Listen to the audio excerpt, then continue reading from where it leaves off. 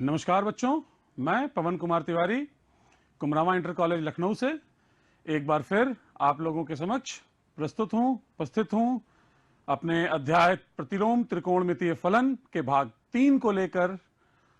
बच्चों, पिछले 2 भागों में हम लोगों ने प्रतिलोम त्रिकोणमितीय फलन के रूप बारे में थोड़ी चर्चा की थी, जिसमें हमने ये देखा था कि प्रतिलोम त्रिकोणमितीय फलन क्या होते हैं, त्रिकोणमितीय फलन के प्रतिलोम होने के प्रतिबंध क्या होते हैं, कैसे एक त्रिकोणमितीय फलन को उसका प्रतिलोम निकालने के लिए हमें क्या उसके प्रांत में परिवर्तन करने पड़े, क्या उसे उनके प्रांतों को हमें प्रतिबंध लगाकर आगे बढ़ाना पड़ा। उन प्रतिबंधों के साथ हमने उसके प्रतिबंधित प्रांत को देखा और अब हम उसके गुणधर्मों को देखने की बात करेंगे। पिछली कक्षा में हमने उसके मुख्य मान, मुख्य शाखा की बात की थी।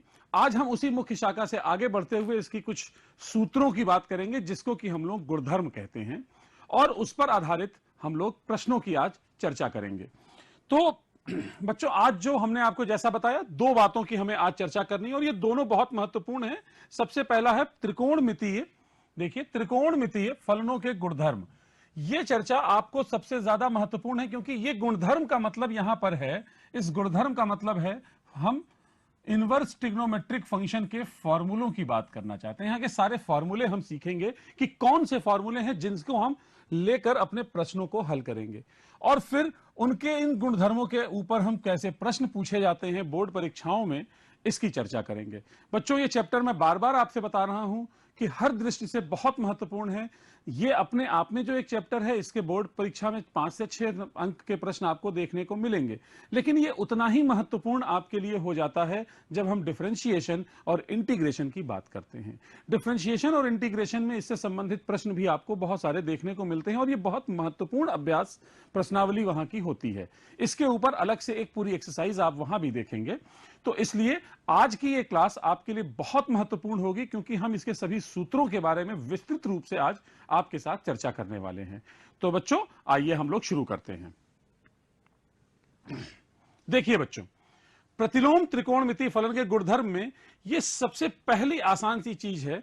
अगर इसको हम लोग सामान्य रूप में देखें बच्चों, तो मैं ये कह सकता हूं, जैसे मैंने कहीं लिखा है साइन और साइन इनवर्स एक्स, और मैं कह रहा हूं ये किसके बराबर है, एक्स के बराबर है। सामान्य रूप से आपको समझाने की दृष्टि से अगर मैं इसको ऐसे कहूं कि ये साइन और ये साइन इनवर्स दोनों का एक दूसरे के साथ में जो रूल है वो क्या कर रहा है, एक दूसरे को कैंसिल कर देता है और केवल क्या बचता है, एक्स बचता है।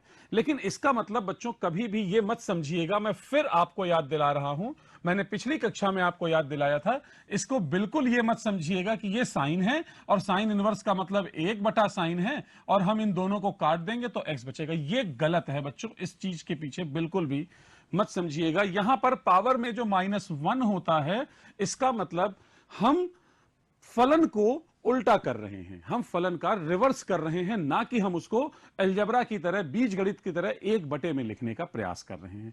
यह बहुत महत्वपूर्ण होता है और इस गलती से अपने आप को हमेशा बचाइए। मैं बार बार पिछली दोनों कक्षाओं में इसकी मैंने चर्चा की है, आज पुनः मैं इसकी चर्चा कर रहा हूं ताकि आपके दिमाग से इसकी भ्रांति को दूर किया जा सके।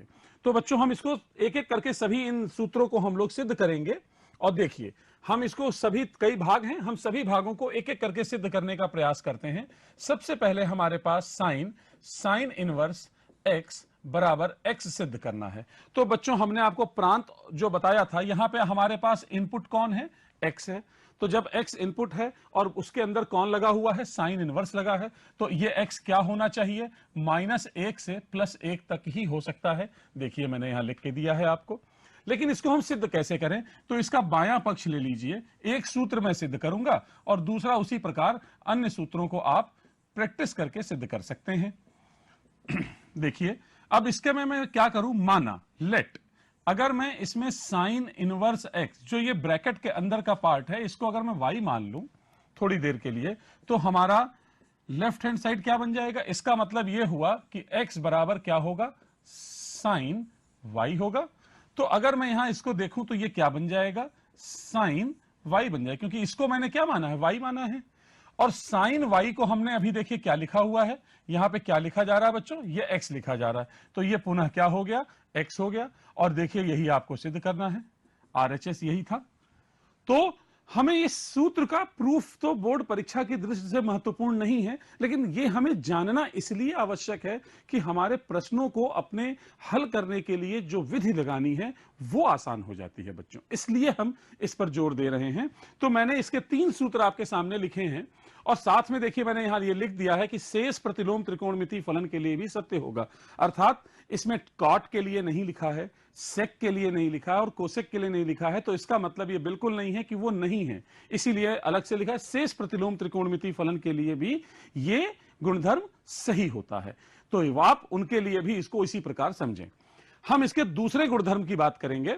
दूसरा गुणधर्म क्या कहता है बच्चों, देखिए दूसरा गुणधर्म ये कहता है, इसमें भी हम 3 की बात करेंगे और फिर मैं यहां पर भी ये जो बीच में लाइन लिखी है वो इन तीनों पर भी अप्लाई होगी और इन तीनों पर भी अप्लाई होगी। मैंने इन दोनों को केवल साइन, कॉस और टैन के लिए आपके समक्ष लिखा हुआ है, लेकिन हम इसकी जब चर्चा करेंगे बच्चों तो ये हमारी किस पर आनी चाहिए, टैन, कॉट, सेक, कॉसेक सब पर आनी चाहिए बच्चों। देखिए अब मैं इसको भी सिद्ध करके आपको दिखाऊंगा, तो बहुत आसान तरीके से यह सिद्ध होगा। देखिए इसका अब हम दूसरा ले लेते हैं।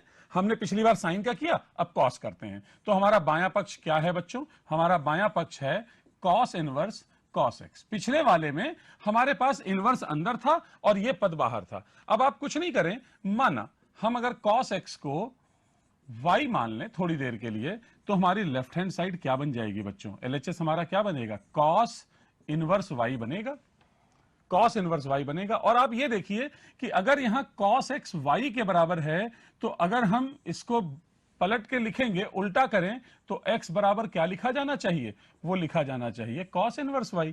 तो इसका मतलब इस बात को अगर मैं यहां अप्लाई कर दूं, तो ये कॉस इनवर्स y किसके बराबर हुआ, x के बराबर। तो आप ये कह सकते हैं कि cos inverse cos X equal to X है।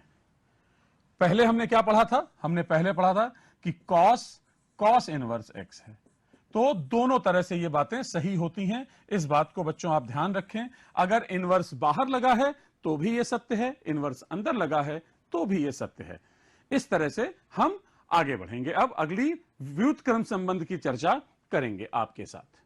यह भी बहुत महत्वपूर्ण सूत्र है बच्चों, साइन इनवर्स 1/x बराबर कोसेक इनवर्स x। आप ये जानते हैं कि सामान्य त्रिकोणमिति में साइन और कॉस एक दूसरे के व्युत्क्रम होते हैं, 1/sin x को कोसेक x लिखते हैं। यहां पर हम उसी मान की बात करें, जैसे साइन 30 का मान अगर 1 है, 1/2 है, तो कोसेक 30 का मान 2 हो जाता है बच्चों। देखिए साइन इनवर्स 1/x बराबर कोसेक इनवर्स x, हमें यह सिद्ध करना है, यह सिद्ध करना है बच्चों। देखिए सिद्ध करने के लिए मैं क्या करूं, अगर मैं कोसेक इनवर्स x को y मानूं, तो यह क्या हो जाएगा, इसका मतलब x कितना हो जाएगा बच्चों, x हो जाएगा कोसेक y, सही है। और कोसेक किसका व्युत्क्रम होता है, साइन का, तो मैं इसको क्या लिख सकता हूं, साइन y लिख सकता हूं। इधर क्या चल रहा है, x। अगर मैं तिर्यक गुणा करूं तो मैं कह सकता हूं कि साइन y 1/x है, और इसका मतलब कि y को मैं क्या लिख सकता हूं, साइन इनवर्स 1/x लिख सकता हूं। अब आप यहां देखिए समीकरण 1 को, और इसको हम समीकरण 2 कर दें। यहां आप कहते हैं कि y इसके बराबर है, यहां कहते हैं y इनके बराबर है। अगर मैं दोनों समीकरणों को देखूं तो मैं कह सकता हूं कि साइन इनवर्स 1/x बराबर कोसेक इनवर्स x है। तो यदि ये साइन के लिए सही है तो ये कॉस के लिए भी सही होगा, ये टैन के लिए भी सही होगा। ठीक है बच्चों, देखिए मैंने यहां लिख दिया है। ये सूत्र बच्चों प्रश्नों में बहुत काम आएंगे, इसलिए हम इनको एक एक सिद्ध करके आपको दिखा रहे हैं, और इसके हर सिद्ध करने के जो तरीके हैं वो आपको प्रश्नों में आपके विचारों को बढ़ाते हैं, आपके सोचने की क्षमता को बढ़ाते हैं। इसलिए इनके तरीकों को बहुत ध्यान से समझें आप। आइए आगे के गुणधर्म देखते हैं। देखिए बच्चों ये प्रॉपर्टी बहुत आसान है। आपने सामान्य ट्रिग्नोमेट्री में यह पढ़ा है कि साइन ऑफ -x क्या होता है, -sin x होता है बच्चों। अगर हम tan ऑफ माइनस एक्स की बात करेंगे तो ये माइनस tan x होता है, और अगर हम कोसेक माइनस एक्स की बात करेंगे तो ये माइनस कोसेक एक्स होता है। इसी प्रकार से यहां पर अगर हम इनवर्स में बात करेंगे तो इनके लिए भी ये बात सही है। अगर हम साइन इनवर्स माइनस एक्स कहें तो माइनस साइन इनवर्स होता है। लेकिन कैसे होगा, तो इसको अगर मुझे सिद्ध करना हो तो मैं इसको आसानी से सिद्ध करता हूं। मैं इस वाले हिस्से को बाएं पक्ष से शुरू करता हूं और मान लेता हूं y बराबर साइन इनवर्स माइनस एक्स। अगर ऐसा माना गया तो इसका मतलब हुआ कि साइन y जो होगा वो माइनस एक्स के बराबर होगा, और इसका मतलब बच्चों ये हुआ कि x को यहीं छोड़ दें तो हम इसको माइनस साइन y भी लिख सकते हैं। अब आप जानते हैं अगर मैं इस सूत्र का प्रयोग इस जगह पर कर दूं तो मैं इसको लिख सकता हूं साइन माइनस y बराबर x, ऐसे लिखा जा सकता है। और अगर मैं इसको ऐसे लिख दूं y बराबर माइनस y ऐसे छोड़ दूं साइन इनवर्स x लिख सकता हूं, और अब ये माइनस का चिन्ह उधर भेज दूं तो ये क्या हो जाएगा बच्चों, माइनस साइन इनवर्स x हो जाएगा। अब आप इसको अगर समीकरण 1 देखें, इसको समीकरण 2 देखें, तो यहां हम कहते हैं y इनके बराबर है, यहां हम कहते हैं y इसके बराबर है। इन दोनों समीकरणों की सहायता से हम कह सकते हैं कि sine inverse minus x minus sine inverse x के बराबर होगा। यह सूत्र मैंने सिद्ध करने के साथ इनको इसलिए बच्चों आपके लिए लिखा क्योंकि आप इन दोनों की एक दूसरे के साथ जब तुलना करेंगे तो आपको दिमाग में अपने ध्यान में रखना आसान हो जाएगा, क्योंकि दोनों मिलते जुलते से हैं। इसलिए इसको हम लोग आसानी से ध्यान रख सकते हैं, और इसमें इन तीनों के लिए है। लेकिन बच्चों आपको ध्यान होगा, अब मैं आपको याद दिलाता हूं कि cos माइनस एक्स अगर आपने पढ़ा था तो इसको हम लोग cos x लिखते थे। cot माइनस एक्स या sec माइनस एक्स भी प्लस होता था। इसलिए यहां पर इनके सूत्र बदलेंगे इन तीनों के, और इनको हम लोग अब देखते हैं। cos inverse minus X equal to, देखिए क्या सिद्ध करना है, pi minus cos inverse X. बच्चों एक बात ध्यान रखेंगे कि इसका जो आपने प्रांत पढ़ा था वो प्रांत क्या था, मुख्य मान क्या होते थे कॉस के, 0 से पाई होता था, इसलिए यहां पाई आया भी है। लेकिन हम इसको सिद्ध कैसे करेंगे, तो हमने माना y बराबर कॉस इनवर्स माइनस एक्स, हमने मान लिया। तो इसका मतलब कि कॉस y कितना हो जाएगा बच्चों, माइनस एक्स हो जाएगा। इसका मतलब कि माइनस का जो कॉस y होगा वो x होगा। अब आप देखिए इस माइनस को मैं अंदर नहीं ले जा सकता हूं। क्यों नहीं ले जा सकता हूं, क्योंकि cos of minus theta cos theta ही होता है। तो अब ये माइनस को मैं अंदर एडजस्ट कैसे करूंगा, तो इसका आसान तरीका आपने पढ़ा है, सूत्र पिछले साल पिछले वर्ष, cos 180 minus theta pi minus theta is equal to cos minus cos theta, आपने पढ़ा है ये। तो इस माइनस को एडजस्ट करने के लिए मैं इसे कॉस पाई माइनस वाई लिख सकता हूं और इधर एक्स चलने दूं। क्या हो जाएगा बच्चों, पाई माइनस वाई यहीं रहेगा और ये कॉस इधर पहुंचा तो कॉस इनवर्स एक्स हो गया। अब आप क्या कर सकते हैं, पाई को यहीं छोड़ दें और यहां से कॉस इनवर्स एक्स को बाईं तरफ ले आएं और इस वाई को इधर ले जाएं। कहने का मतलब इनको इधर कर दें और इनको इधर कर दें। अब आप देखिए कि पाई माइनस कॉस इनवर्स एक्स वैसे ही रहा, और यहां से y का जो मान है समीकरण 1 में जो y का मान है, इस मान को उठाकर इस जगह रख दीजिए। किसकी जगह रख दीजिए, y की जगह। तो क्या हो जाएगा, cos inverse of minus X equal to pi minus cos inverse X. बच्चों ये प्रॉपर्टी बहुत महत्वपूर्ण है और इसके हमें सिद्ध को सीखना आवश्यक है, क्योंकि ये हमें कुछ ट्रिग्नोमेट्री से जोड़ते हुए बात को कर रहा है। बहुत महत्वपूर्ण प्रॉपर्टी थी बच्चों ये। इसके बाद हमारी अगली जो प्रॉपर्टी है वो बच्चों है, हमने पढ़ा है sine square theta plus cos square theta equal to 1। सबसे पहली प्रॉपर्टी, सबसे पहला सूत्र जो हमने ट्रिग्नोमेट्री में सीखा वो है। अब हम बात करते हैं कि साइन इनवर्स एक्स और cos inverse x pi by 2 है, या टेन इनवर्स और कॉट इनवर्स, जो दोनों, ये आप ध्यान रखते हैं साइन और कॉस। अगर आप इसके पूरे नाम को पढ़ेंगे बच्चों, साइन का पूरा नाम SINE होता है और कॉस का पूरा नाम कोस साइन होता है। इसमें इस को का जो मतलब होता है बच्चों वो कॉम्प्लीमेंट्री है, ये याद रखिएगा। कॉम्प्लीमेंट्री का मतलब होता है पूरक, कॉम्प्लीमेंट्री का मतलब होता है पूरक। और पूरक कोण कौन से होते हैं? जिनका योग 90 का होता है। तो साइन और कॉस एक दूसरे के पूरक हैं। टैन और कॉट को टेंजेंट, तो वो पूरक हैं। सेक और कोसेक ये पूरक हैं, जिनका को एक दूसरे से मिलता जुलता है वो पूरक हैं। अर्थात उनके एक ही मान के लिए प्राप्त कोणों का योग हमेशा 90 होगा। साइन 30 का मान 1/2, तो कॉस 60 का मान भी 1/2, और 30 और 60 जोड़ेंगे 90 प्राप्त हो जाएगा। इसी को हमने अगली प्रॉपर्टी में लिखा हुआ है। तो ये बच्चों जरूर ध्यान रखें, इस ट्रिग्नोमेट्री में को का क्या मतलब होता है। तो देखिए, sine inverse x plus cos inverse x को अगर मुझे सिद्ध करना है π/2, तो बहुत आसान है। आप साइन इनवर्स एक्स को y मान लें, तो इसका मतलब ये क्या हो गया? साइन y हो गया, इक्वल टू कितना हुआ? x हो गया। अगर मैं साइन को लिखना चाहूं तो मैं लिख सकता हूं cos π/2 minus y equal to x, लिख सकता हूं बच्चों।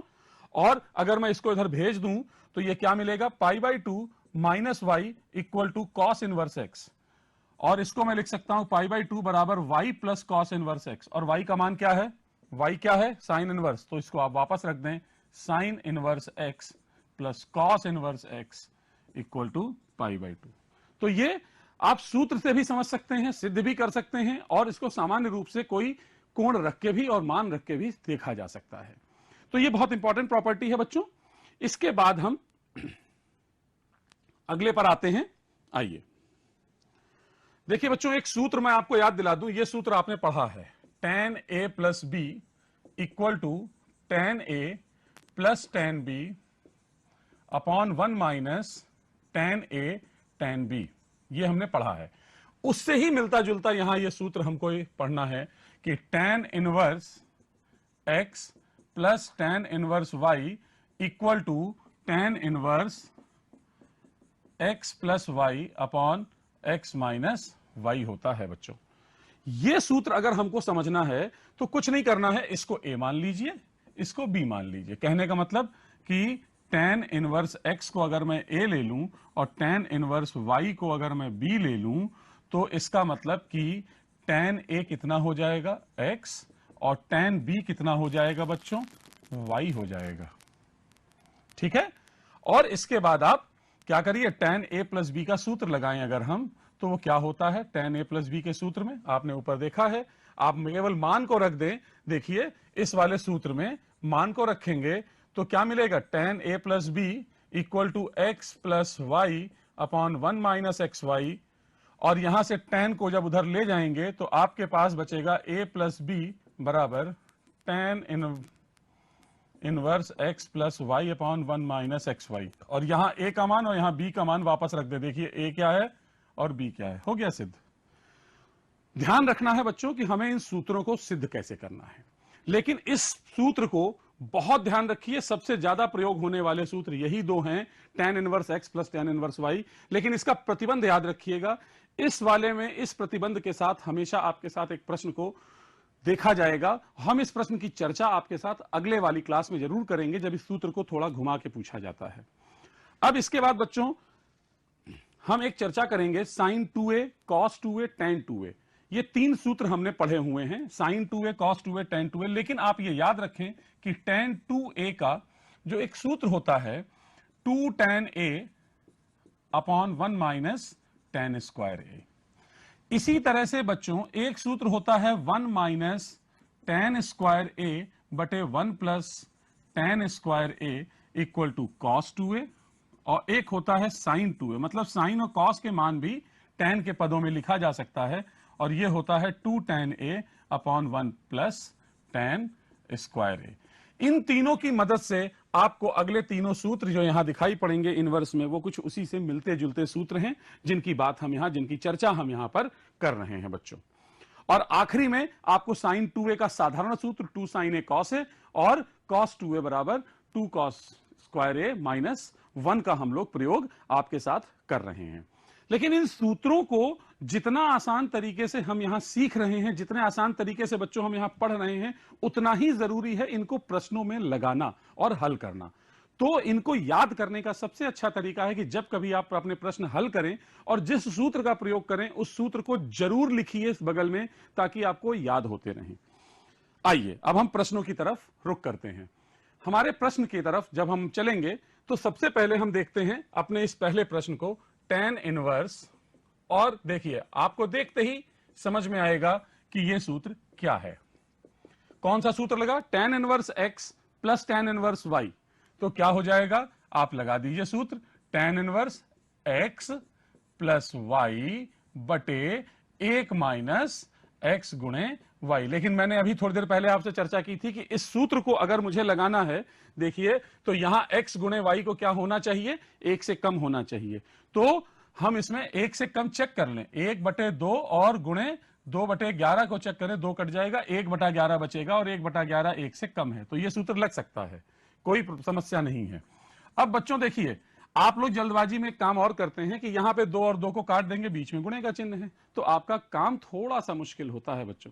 इसके लिए क्या करिए, कुछ नहीं, केवल एलसीएम ले लीजिए, 11 प्लस 4/22 और यहां लिखिए 22 माइनस 2/22। इससे क्या हो जाएगा? ये कट जाएगा और आपका काम आसान, 15/20 और ये tan इनवर्स आया। और ये 15 और 20 तो कट सकता है, तो अधिकतम उत्तर आपको क्या मिलेगा? 3/4। ये हमारा पहला प्रश्न है।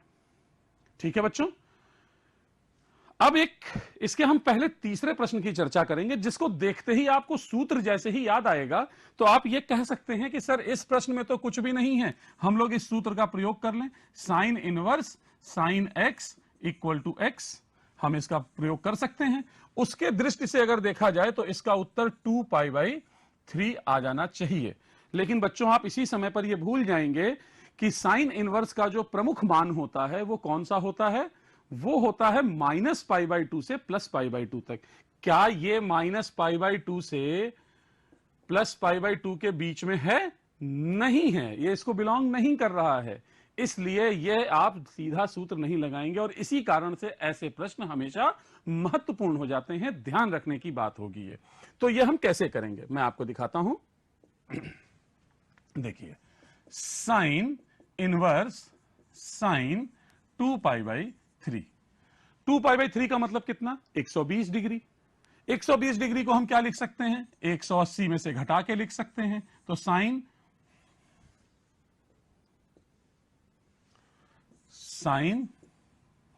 इनवर्स साइन 2π/3, देखिएगा इसको हम क्या लिख सकते हैं? साइन पाई माइनस π/3 लिख सकते हैं बच्चों। मैंने कोई सूत्र नहीं लगाया, मैंने केवल इस 2π/3 को तोड़ दिया।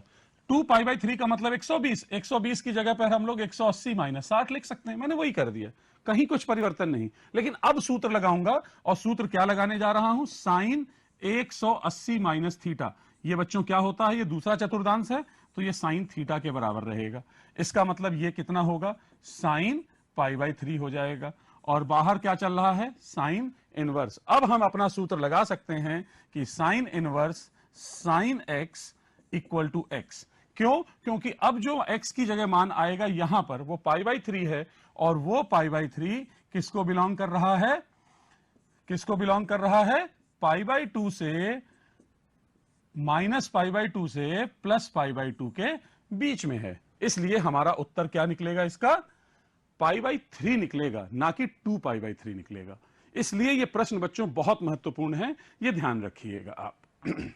इसके बाद हम लोग आगे चर्चा करेंगे। अगला प्रश्न बच्चों, जो इसमें हमने दूसरा प्रश्न छोड़ा है आपके लिए, वो मुश्किल नहीं है, वो tan का सारा पद है, लेकिन एक पद आप केवल इसमें अगर आप ध्यान से देखें तो उसको हम लोग परिवर्तित कर सकते हैं। 2 tan इनवर्स 1/2, केवल ये एक पद है जिसको हम परिवर्तित कर लेंगे तो हमारा सूत्र लग जाएगा। इसमें हम कौन सा सूत्र लगा दें? अभी मैंने आपको बताया 2 tan इनवर्स x की जगह मैंने क्या बताया? tan inverse 2x upon 1 minus x²। आप जानते हैं इसके 3 सूत्र हैं, हमें जरूरत tan की है, इसलिए हम tan वाला लगा रहे हैं। तो यह कितना बन जाएगा? tan इनवर्स 2 गुणे 1/2 अपॉन 1 माइनस 1/4। ये 2 से 2 कट गया, ये बचा tan इनवर्स, ऊपर आया 1, नीचे आया 3/4, तो 4/3 हो गया। इसके आगे कौन चल रहा था? tan inverse 1/7।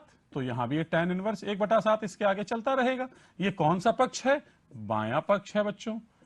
तो बाएं पक्ष में ये वाला पद तो ऐसे ही चलता रहा। अब आप इसमें कौन सा सूत्र लगा लेंगे? tan inverse x plus tan inverse y का सूत्र लगा लेंगे, इसके बराबर सिद्ध हो जाएगा। तो इसके आगे तो आप इसे आसानी से हल कर सकते हैं और केवल आपको लगाना है तो ये आपको क्या मिलेगा, tan inverse 4/3 plus 1/7 upon 1 minus 4/3 गुणे 1/7 और ये बच्चों हो गया tan इनवर्स 28 प्लस 3/21 माइनस 4 मतलब tan इनवर्स 31/17। देखिए यही सिद्ध करना है हमको, बहुत आसानी से हम इसको सिद्ध कर पाए। अब आइए देखते हैं tan inverse 2 cos 2 sin inverse 1/2, tan inverse 2 cos 2 sin inverse 1/2। ऐसे प्रश्न बच्चों हमें मिलते हैं, क्या करेंगे आप देखिए, tan inverse 2 cos 2 sin inverse 1/2। सबसे पहले तो बच्चों ये देख लीजिएगा कि अंदर आने वाला जो ये पद है 1/2, क्या ये स्टैंडर्ड है? अगर ये स्टैंडर्ड है तो आपको इसे केवल आसानी से हल कर देना, नहीं है तो त्रिभुज बना के हम कर लेंगे, जिसकी चर्चा हम करेंगे आगे भी अगली क्लास में। तो देखिए साइन का मान 1/2 कब होता है, जब कोण कितने का होगा, कोण कितने का होगा, 30 का। 30 का मतलब π/6।